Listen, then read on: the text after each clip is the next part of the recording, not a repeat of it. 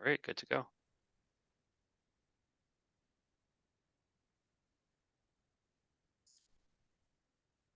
All right, so being Wednesday, December 20th, 2023 at 6:30 p.m. and having quorum, I'll go to item 1 and call the Bridgewater Planning Board meeting to order. Item 2, we have a couple of public hearings, but before we go to the public hearing, I'll read the governor's order allowing for remote meetings. This meeting is being held remotely in accordance with the provisions of the open meeting law. Pursuant to the governor's approval of supplemental budget bill, temporary provisions of the open meeting law have been extended to March 31st, 2025.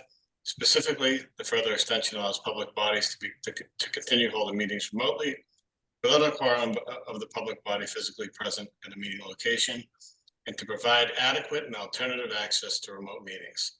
The language of this extension does not make any substantive changes to the open meeting law, other than extending the expiration date of the temporary provisions regarding the remote meetings from March 31st, 2023 to March 31st, 2025. Members of the public are encouraged to participate remotely and shall address the questions through the chair of the board. In this case tonight, Mr. O'Brien's our host. Additionally, we should note the following. The following Bridgewater Planning Board members are participating remotely this evening. I'm Patrick Driscoll, the chair, Mr. Raymond DeGemian, Mr. Michael McDonald, the vice chair, Mr. Stephen Geller. Did Ms. Rojas join us, Mr. O'Brien? Yep. Miss Astrid Rojas. And we have an alternate member this evening, Ms. MJ Spagon. During the meeting, we'll take all votes as roll calls. The following Bridgewater Town staff will also be participating remotely. Mr. Robert Rulli, Community Economic Development Director, Mr. Shane O'Brien, the Town Planner, Ms. Srishti Jain, the Assistant Town Planner, Mr. Greg Tanzi, the Town Engineer, Mr. Stephen Solari, the Building Commissioner. At this time, everyone's mics are muted. The board's mics will be unmuted through the whole meeting. As items appear on the agenda, the projects represented in mics will be unmuted. If this is a public hearing and allows for public comment, we ask that you use the chat feature to ask your question. By listing your name, your address, and your question, the host or the chair will recognize questions in order. You can also use the raise my hand feature in the participant menu, and you'll be unmuted when the host or the chair recognize you. Again, please state your name and your address before asking a question. If you're on the phone, you can dial *9 to raise your hand. Chen, you can still hear me okay? You're all good. So, first public hearing we had this evening is a continuation for 456 Bedford Street, map 62, lots 34 and 8. This is a proposed expansion of a parking lot, parking count pursuant to section 10.6, site plan approval continued from November 15th, 2023. So what I'll do at this point is the applicant and the representative here for 456 Bedford Street. I'll be happy to turn it over to you for an update. I know we received a memo from Mr. O'Brien, Town Planner, as well as an updated plan from the representative. Do not see the applicant present at this time. They said that they would be here. So I guess in terms of the consideration of time, we would push this to later in the meeting and then take a zero corporate drive out of order. So is there anybody here from 456 Bedford Street before we continue?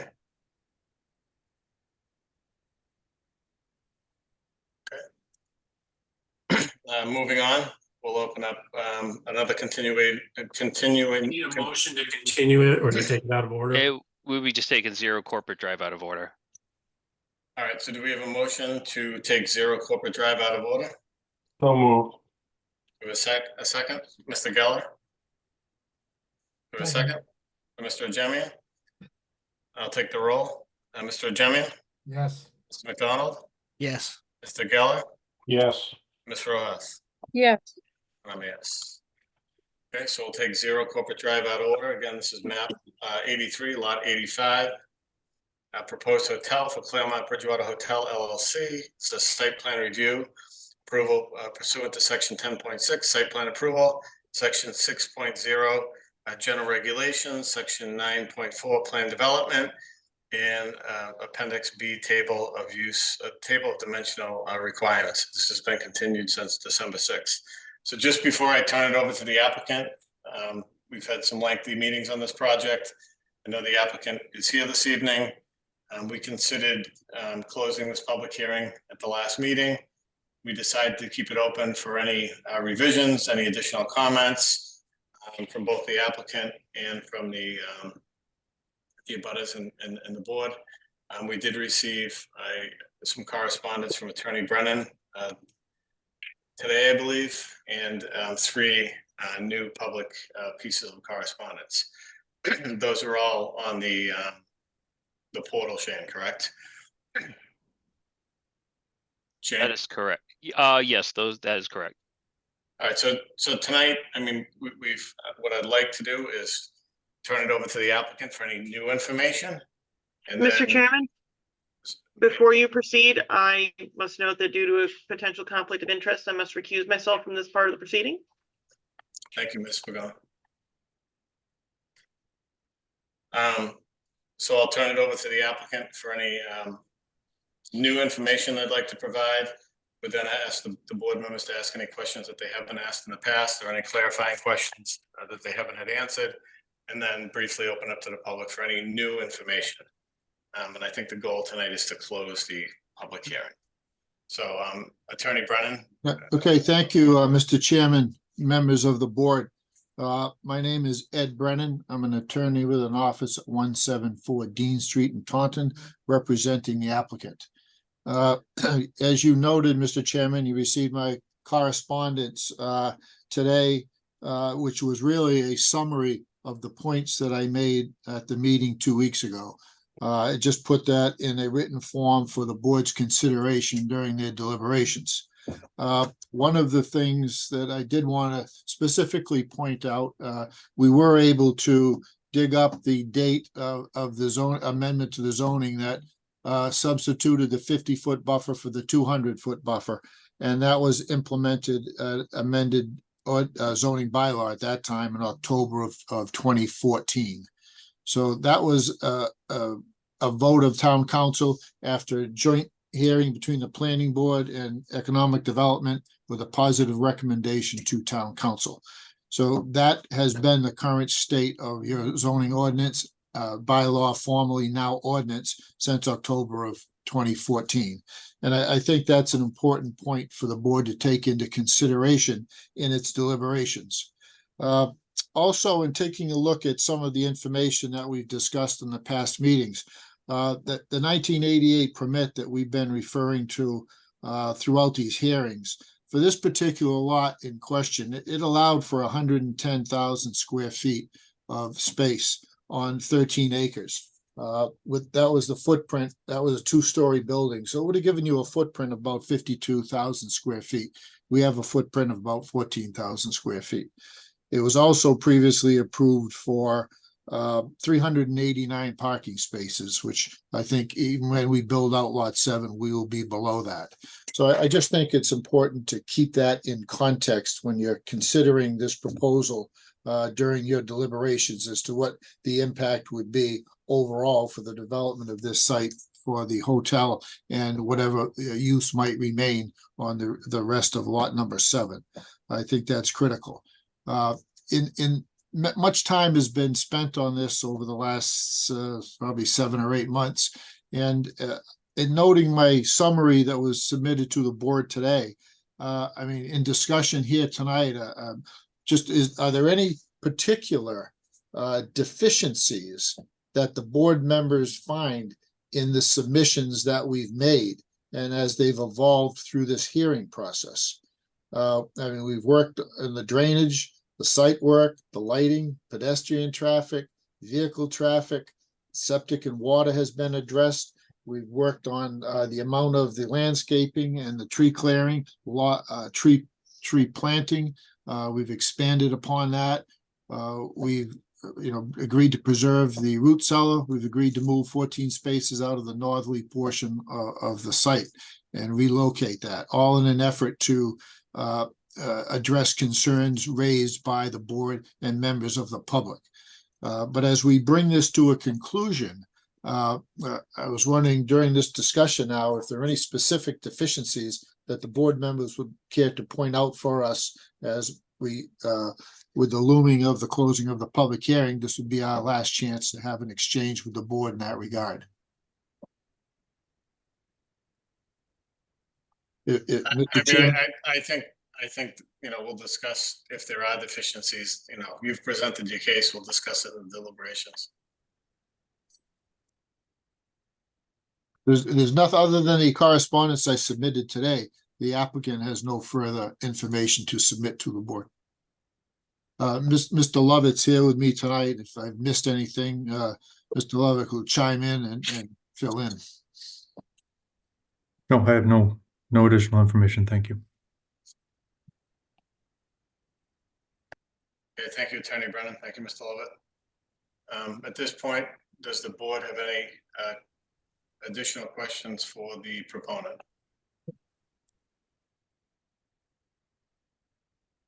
I do, Mr. Chair. Do you know what your predictions are for how full this is gonna be at any one time? Do we know, do you plan on it being like full all the time, or I mainly think, just like when there's college graduation or something? I mean, what do you consider, 100% occupancy, when every room is done? I think maybe we could refer over to Mr. Lovett on that and use the Marriott as an example. That might be a statistic that he has available that we could present, because we would anticipate hopefully the same type of percentage of room occupancy per night. Well, those are clearly two different types of hotels. One is a Residence Inn. This is really an overnight traveling type of hotel. So I'm not quite sure that I would find that as a reasonable comparison. Okay, I You would, can tell me that, but I'm just real curious. yeah. sure, I understand. I would suggest, this is Bill Lovett from Claremont. I would suggest, Mr. Geller, that although you are correct that those are two different types of hotels, one's more of an extended stay and one's more of an overnight or traveler. When we manage hotels, you manage them to particular occupancy rates. So, and that's adjusted, honestly, it's adjusted by price. And I think typically, and I would say the Residence Inn probably runs around on average, again, 75 to 80%. Now there'll be times that are lower and there'll be times like graduations, et cetera, that'll be higher. But that's a fairly consistent from a hotel market standpoint, that's a fairly consistent occupancy target. Does that answer your question? Yeah, for the most part. I mean, you must have done some demographics on why you want to put a hotel there. So, it must come down to that, you are gonna make a profit off of this. Oh, yes, there's going to be a profit from the hotel, certainly. I would liken it to, if you looked at apartment buildings, right? And, whether you have a 2-family apartment or that's probably not a great example. If you have a project that was built in the 1970s that doesn't have elevators, the units are smaller, they're more closed off, right? Based on the price, you can get to 95% occupancy or 96% occupancy, et cetera. If you have a project that's newer and located in the suburbs, then the price gets you to an occupancy that you're typically looking for, which is typically 93 to 96%. If you're downtown Boston or downtown Providence, right, again, price manages, and hotels are very similar to that, Yeah. right? You have a target occupancy that you're looking for, and you regulate that through pricing. And those prices change every night. Okay. So I have another question, because there's a lot of contention going back on this 200-foot buffer versus 50-foot buffer. Out of the last meeting that I got, a lot of people would probably like to see the 200-foot buffer. And I appreciate what you guys have done. Earlier in the beginning, I asked if you guys could redesign around the stone cellar, and you did that. That stayed in place. But I guess I'm curious, and I also understand, and I haven't seen an updated plan. The last plan I found, and I've recall that you have agreed to remove the 14 spaces along the edge to make it a little bit more. And I'm just curious if you would be open, instead of a 200-foot buffer, to bring it to 100 feet. And then what you would actually be doing is relocating another 15 parking spaces instead of the whole side of the building. And maybe you can even make it as a one-way heading towards the planned south. And make it a one-way, so it doesn't, so your street doesn't have to be 24 feet wide, it can be 12 feet wide. Your parking spaces can be minimal. And that would almost be kind of like a happy medium, where I think you'd be a little bit more of a buffer. And you've already given up the 14 spaces, you're gonna relocate the EV spaces. And so I'm putting it out there if you would be willing to relocate those other pieces on the property. No, we're not at this point. Unfortunately, you know, we would move the 14 spaces. You know,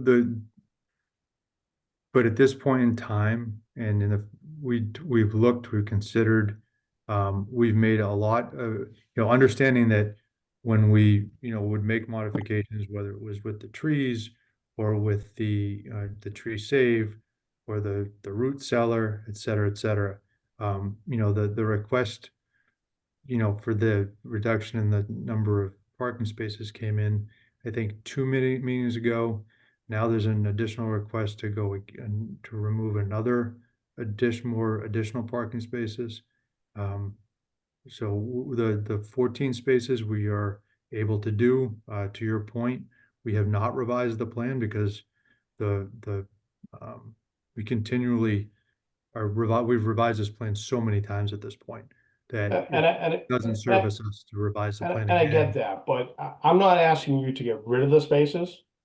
I'm asking you just to relocate them, and there is room on the property. I mean, let's face it. I mean, you can put a couple spaces on the east side, and I think on the south side, heading towards more of the property. And should the developer go ahead and start to develop that other portion of the property, you know, you can combine the parking spaces, and you're not really losing anything.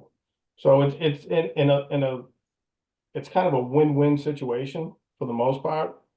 Just asking you to relocate 14. I'm not asking you to get rid of them, but I think that there is room on the property to relocate them, in my opinion.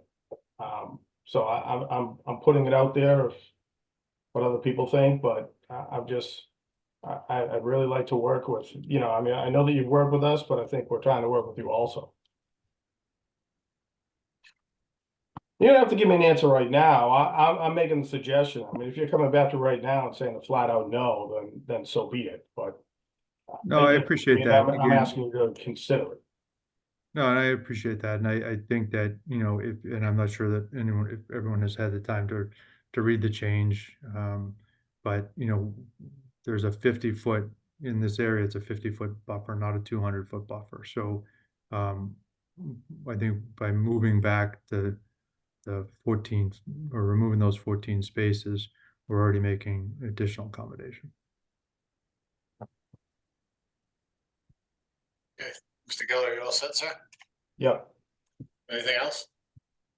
not at this time. Mr. Lovett or Mr. Brennan, just a question, because I was looking at the financial impact report today, which is obviously a benefit to the town, the additional taxes. But then this weekend, I also read two articles in the one in the Enterprise and one in the Gazette about Hilton's. And there's one being constructed in the Westgate Plaza, and the board actually conditioned it that it always be a hotel and not become more permanent housing that we've seen across the state, because the financials, you know, change drastically potentially if a hotel does go that way. And we saw recently, just in Rainham, I read that a Hilton operator is making that new homes to suites, more permanent housing. So I'm basing my decision off it being a hotel and off the financials that are provided. Do you see any change to that, or what your thoughts are around that? No. You can address that, Bill, as in-house, but I can absolutely say no. This is a commercial operation as a hotel. That's the business that my client is in.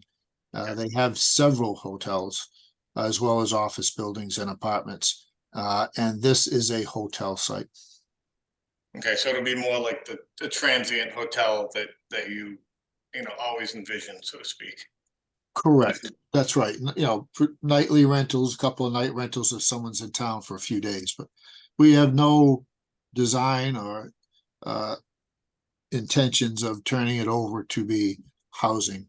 I read the same article you did on Rainham, and we've seen that in other communities, but that requires the cooperation of the hotel owner, and that's not on our agenda at all. No, that's good. I mean, I just comparing, I just want to make sure the financials we're looking at are the financials that we're getting. That's right. That's a good point. I mean, because the town is deriving the taxes from the rooms and the real estate, and so a valid point.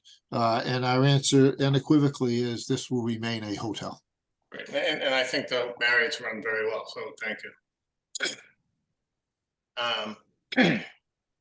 Any other board questions at this point?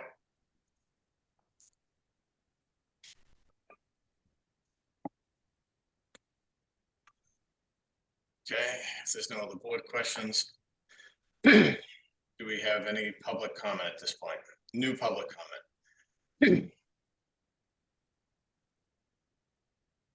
So just to talk about public comment, we received additional comments from members of the public. They are available on the our document page. And from there, I've also forwarded public comments over to the board members. So you do have that new information, but we do have some virtual hands raised. If the board would like to speak. So we have a Carlton, his hand raised. Good evening, Carlton Hunt. I submitted a letter. And Dr. Hunt, just quickly before you continue, and not just for anybody that's speaking, if it's new comments, we welcome them. If it's something we've already heard, we'd like to move on. So go ahead, Dr. Hunt. Understood. Carlton Hunt, Austin Street, Bridgewater. I just, very quick question. I submitted concerns about the energy efficiency of the building and using, quite frankly, out-of-date zoning for energy efficiency. My letter's extensive. I'm just going to ask that the proponent commit to maximizing the energy efficiency of that building using and going beyond what our current code is, and our current code is as of July 1st, 2023. Thank you. Thank you, Dr. Hunt. Shannon, I also saw Jean had her hand up. Jean, do you still want to speak? Yes, but extremely briefly, 2 comments. And just, we know who you are, but could you please state your name? Oh, sorry about that. Jean DiBattista, 260 Lakeside Drive. I just have 2 comments. One is I just want the board to be aware, and I did send a note about this, that due to the recent storm, the power in our neighborhood was just restored an hour ago. So I don't think a lot of people have been able to review documents or look at anything new. So that's one comment. Second comment is I read Carlton's letter, which was excellent, and I definitely asked the board to consider what he's saying. But one thing he did bring up is the building permit that has been referenced as already applied for as a reason for the reason this current stretch code is not being used. I found that comments very interesting, and I think that the board should look carefully at those comments.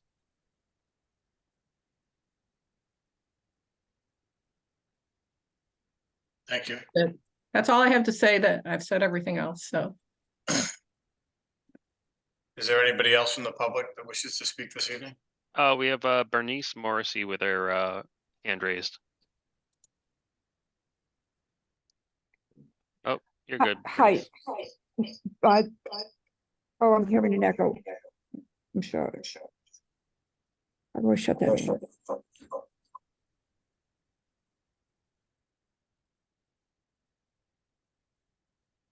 When I unmute, I get an echo.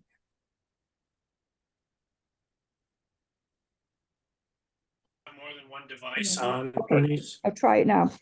Thank you. You should- Bernice Morrissey, 150 Lakeside Drive, Bridgewater, Mass. I'll try to be brief myself. I want to draw everyone's attention to one of the things discussed tonight was still trying to build into the buffer land or buffer zone.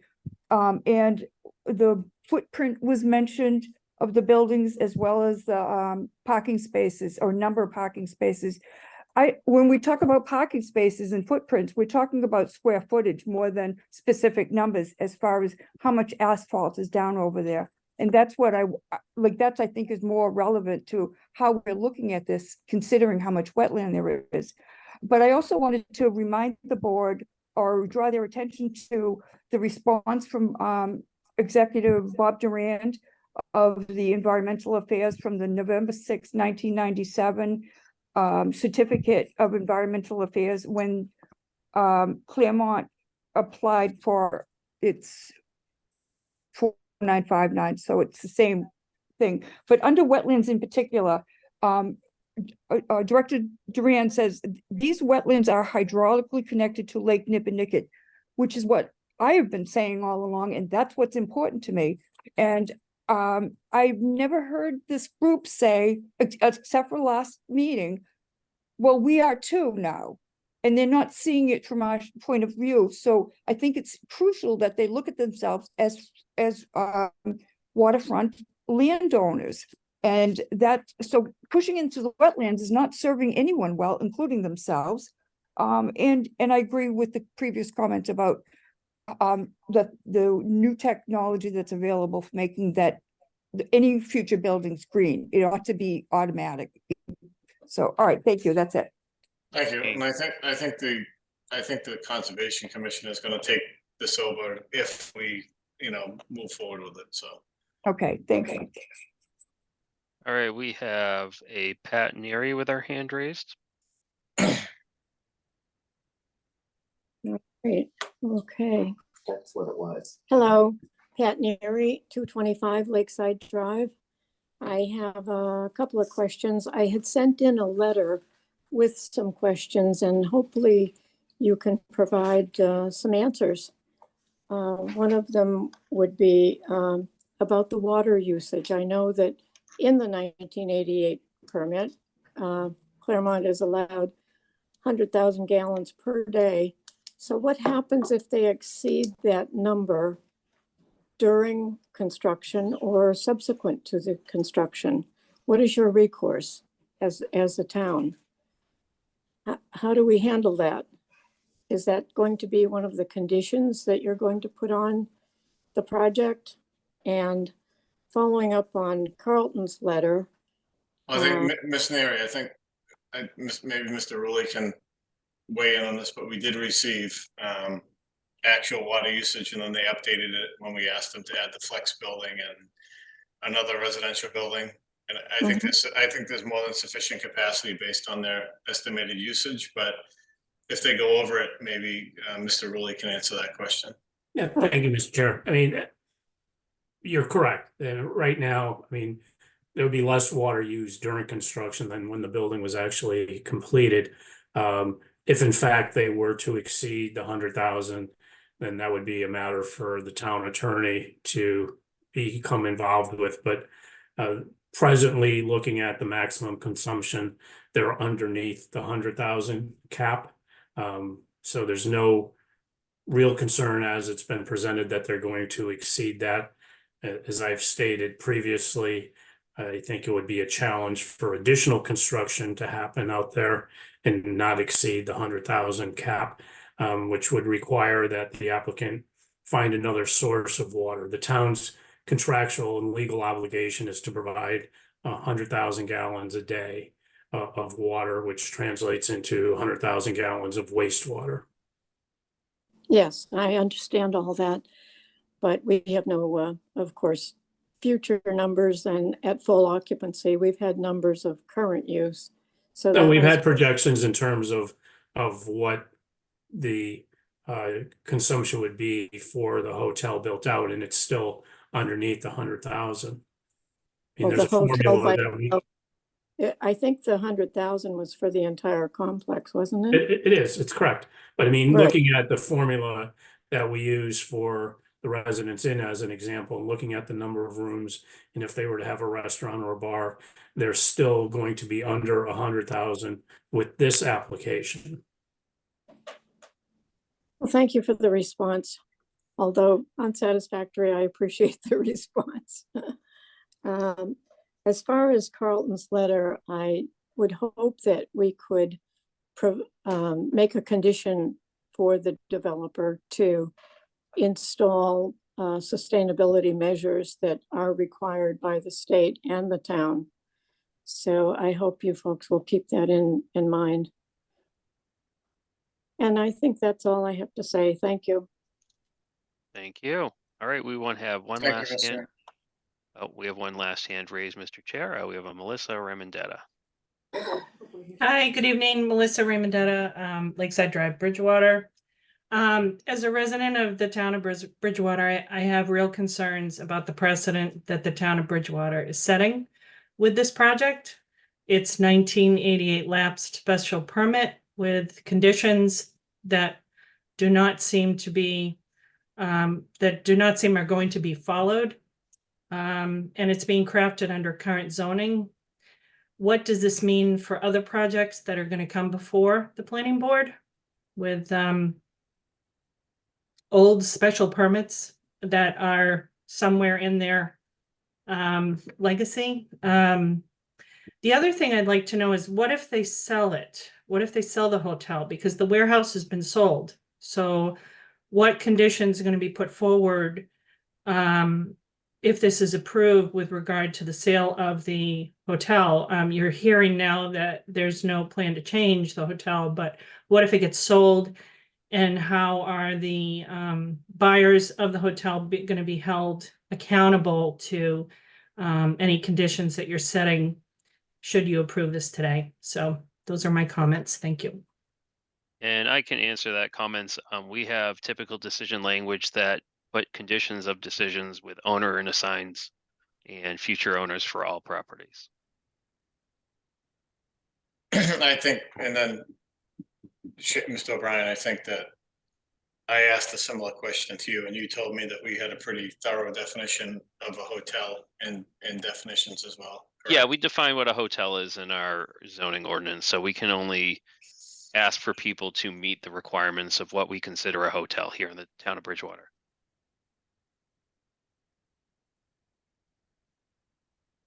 Okay, thank you. Is there any other public comment at this point? Do not see any other virtual hands raised. Okay, is there any, would anybody from staff or from the board like to speak or ask any additional questions? None for me, thank you. No, other than the fact they provided a memo for the board to consider, and as well as we kind of look to wind down this project, just to be aware of all the material that we have, and just be aware of it. It's publicly available as well as available to the board. So just be cognizant of all the materials that we have provided, as well as the applicant. I'll retract my previous no comment. I mean, I think it's important that the board understands whatever, if you're closing the public hearing and you're taking action on this tonight, whatever action you're taking, it's incumbent on the members of the board to articulate what your findings of fact are for whatever direction this is going. That's not staff providing you with the findings of fact. That is incumbent on you as members to clearly articulate what the findings of fact are. All right, so, and I would agree with Mr. Rulli on that. So if we have no other staff comment, board comment, or proponent comment, Do we have a motion to close the public hearing if the board would like to? Close, did I say public comment? I meant to say public hearing, I'm sorry. Motion to close the public hearing, I could set a motion to close the public hearing. made by Ms. Rojas. Is there a second to close the public hearing? I'll second it. By Mr. Jemian? Any discussion? Any discussion? No. Okay, I'll take the roll. Ms. Rojas, Yes. Mr. Geller, Yes. Mr. McDonald, Yes. Mr. Jemian, Yes. and I'm a yes. Okay. All right, so I think Mr. Rowley made a very good point.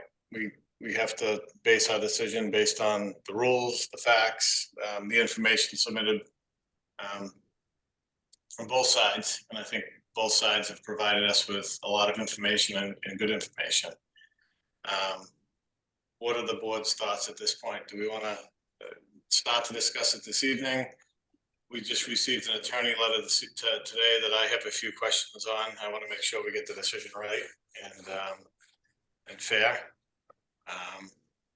Do we want to all take time to review everything? Mr. Geller had mentioned he hadn't seen some plans in a while.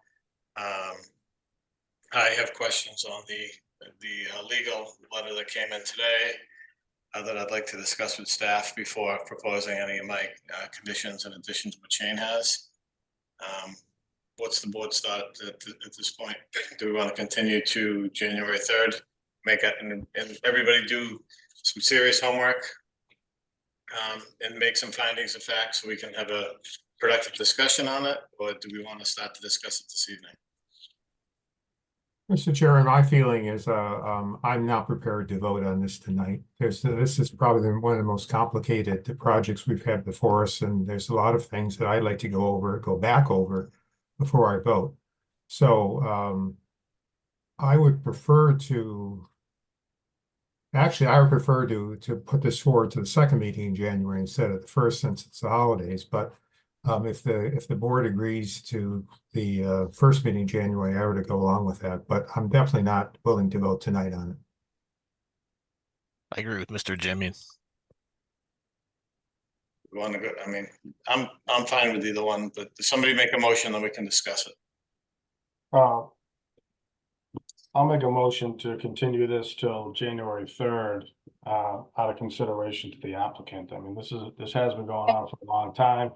I would like to reread Mr. Brennan's letter to us, review a couple of things. But I really like to move this along. All right, So my motion is to continue this to January 3rd. So if we have a second, we can discuss it. If we don't have a second, somebody else can make another motion. Do we have a second to the January 3rd meeting? I can set a second to the January 3rd meeting. Okay, by Ms. Rojas. So let's discuss it. So we have deliberation set for January 3rd.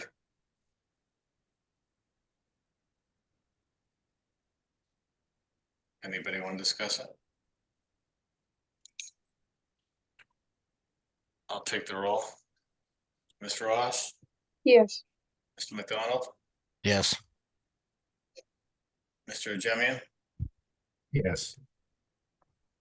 Mr. Geller, Yes. and I'm a yes. Okay, so we voted to close the public hearing. I took that roll call, didn't I, Shane? Correct? You did. Everyone was unanimous for to continue this to January 3rd. And I understand both the 3rd and the 17th. I get it. I mean, I think if we get really bogged down and it's taken a long time to make the decision on January 3rd, we can move it, we can continue it. We don't have to finish it that night. So, but I think it gets the ball rolling in terms of the discussion. So. All right, so we have a closed public hearing and a motion to discuss it. on January 3rd to take action. Okay, thank you very much to the applicant, and thank you very much to the public for all the participation in the hearing. Thank you all. Thank you. Thank you. Thank you. Good night, everyone. Mr. O'Brien, have we seen anybody? I'm gonna go back to, we took 0 Corporate Drive out of order. I'm gonna go back to 456 Bedford Street. Have we seen anybody in terms of the applicant on this page? No, and I sent them a reminder email as soon as I realized they weren't here. So I've sent them the agenda and they were aware. And the last email that I got was from them today, letting us know that they'll be prepared for tonight's hearing. But you know, we clearly post our agendas with proper times, and they've attended meetings before. So So why don't we have a motion then? What is on January 2nd? Is the Edgewood development on January 2nd? well, January 3rd is the next Third, meeting. third, So, like you said, I'm sorry. so it's the 3rd and the 17th. So right now we have what we just continued from Claremont. We have Perkins Foundry, as well as a discussion potentially about surety bond release. And I think that should be it for the 3rd at this time. We'll probably have a bit of a busier 3rd and 17th. So All right, yeah. why don't we move, do we have a motion to move this to the 17th then? So There needs to be some follow-up cleanup and whatnot at the site as well, correct? That's. We have to. Mr. Driscoll, I met with the representative of the property owner. They had, indicated they were gonna start some cleanup. My understanding is that hasn't happened, so I will have it on the Conservation Commission agenda for the first meeting in January. We had sent them a cease and desist. We'll follow up on that, but the cleanup of the site is within the purview of the Conservation Commission. But I mean, we're aware of it, and we'll follow up and make sure that they take some actions to be in compliance with cleaning it up. All right. So do we have a motion to continue this to the 17th of January? Sounds like we're pretty booked on the 3rd, Shane, correct? we're going to be pretty booked, but I think the 3rd's fine. The 3rd or the 17th? Either or. The 3rd's going to be busy because we'll have deliberation for Claremont, but either or is going to be, busier. Just with those 2 big things on, I'd rather just move it to the 17th myself, but somebody can make a motion. So do we have a motion on 456 to continue, 456 Bedford Street to continue? So moved. To what date, Mr. Geller? 17th. Okay, thank you, sir. Do we have a second? I'll second. Mr. McDonald? Any discussion? I would say since the 3rd and the 17th are already packed, I'd like to propose pushing that further if it's possible. Shane, can you confirm? I wouldn't push it further, just because the applicant wasn't here. But that's on them. I would say that in terms of 456 Bedford Street as a project, I don't think it's going to take more than 10 or 15 minutes to resolve. All right, I think, so Ms. Rojas, we have a motion and a second on the floor, so we'll have to take the roll. Mr. McDonald? Yes. Mr. Jemian? Yes. Mr. Geller? Yes. Ms. Rojas? Yes. And I'm a yes. Okay, so that's continued to the 17th. Mr. O'Brien, under item 3, you sent a brief bond update for Firefly Lane. I know we're not taking action on it tonight, but you just want, and we don't have any, we don't have an engineering report for that site yet, but you wanted to discuss it briefly, is that correct? No, I just wanted to provide, as part of my packet, I provided the request for return of funds. So it's about $99,000. So I sent the request over to DPW just to make sure that the proper work's done. We received a as-built plan. But it'll be probably something we'll look to put on the January 17th meeting. But I just wanted to kind of let you guys know ahead of time and have the information ahead of you rather than surprise you. So just to let you know, and then whatever response we give, we'll be mailing back certified stating that the work has been complete or incomplete as to avoid any issues in the future. So we just want to, being that the applicant mailed us a letter stating that they have completed the work, we're just going to follow the protocol of our subdivision rules and regulations, certifying it complete or not. Okay. All right, so, I do want to just mention for Firefly Lane, I'd have to step away. Okay, no thank you, problem. So we also do have some minutes before us, October 4th and October 18th. Does anybody want to make a motion to approve those minutes?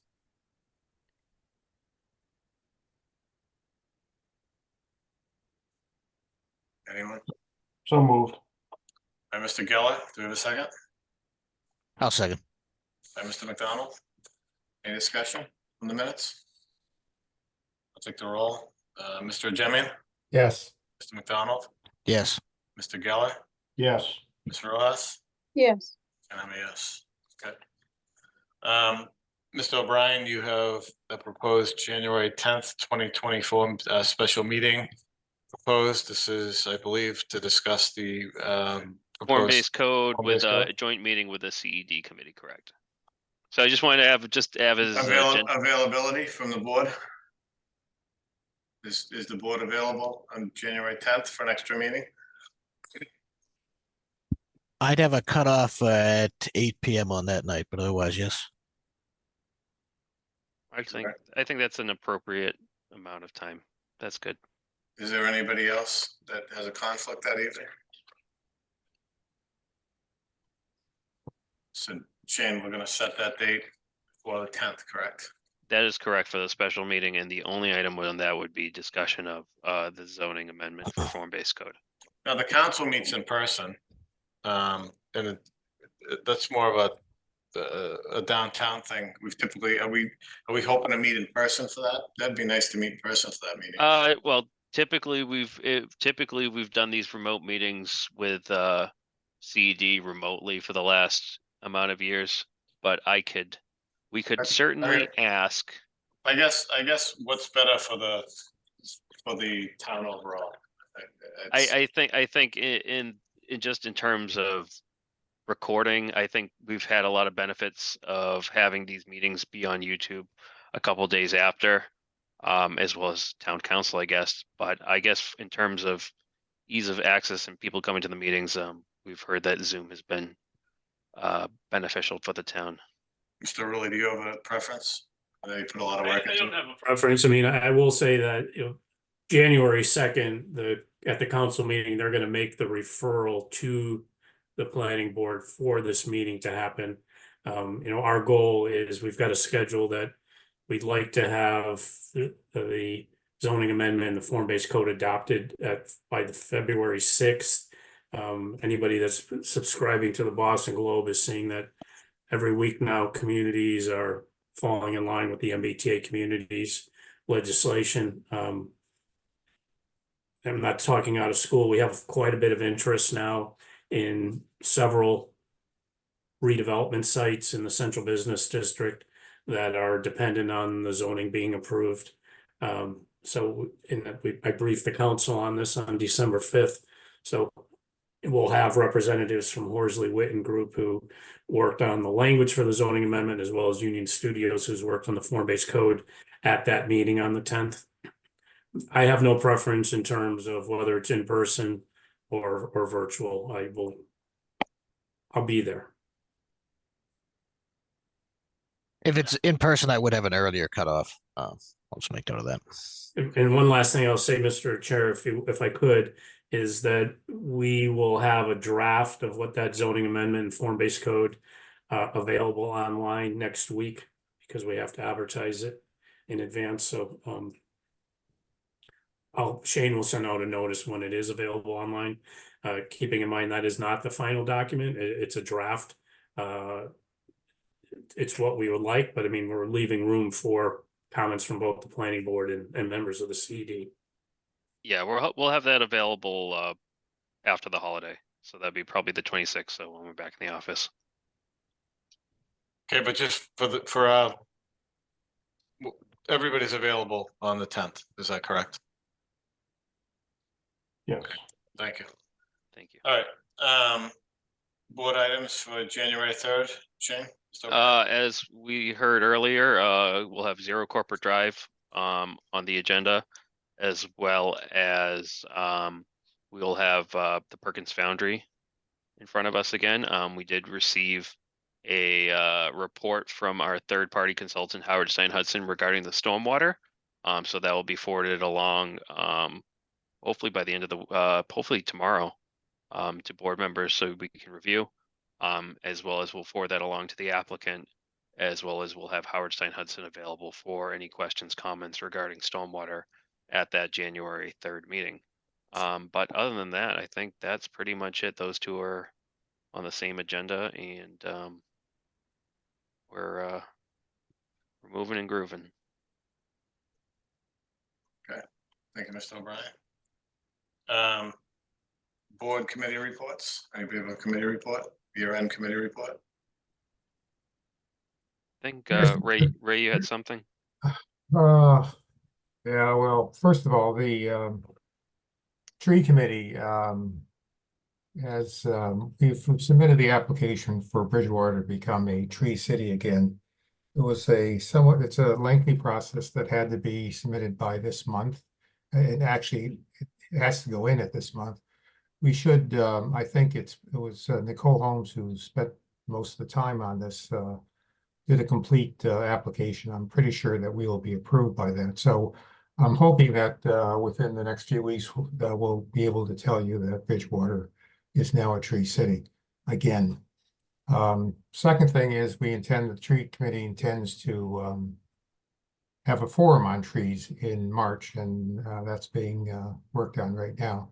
That will be at the library. And on that point, I just want to make a personal comment. I came back on this board, I don't know how many years ago, with the intent of being a short time. And I've been on much longer than I probably should have been. So I've mentioned to the chair already that I intend to resign from the board after the Perkins and the hotel projects are completed, whatever happens to them, and I will do that. The one glitch here is that I am the representative of the planning board to the tree committee. So if I resign from the planning board, then I have to be appointed by the planning board to be the representative. And I did discuss this with Mr. Dutton, and he said that the representative to the tree committee does not have to be an actual member of the board as long as the board approves that. So what I'm just saying is that at some point in January, I suspect I will be coming back and asking you as a board to vote me in as a representative to the tree committee. That's it. Thanks. So if we say no, you'll stay on the planning board? I just may have to. No. It's time to go. I didn't know your timeline was that quick. I thought it may be more like the summer, no? I thought we talked about that, Pat. Maybe I didn't listen. All right.